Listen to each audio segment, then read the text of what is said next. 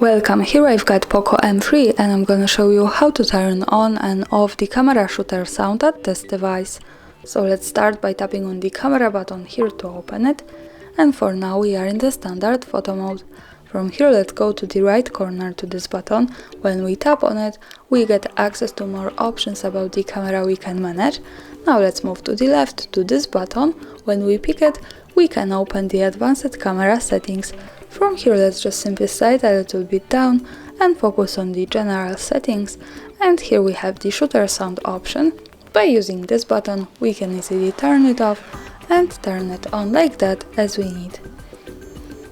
And that's all, thanks for watching, subscribe our channel and leave the thumbs up.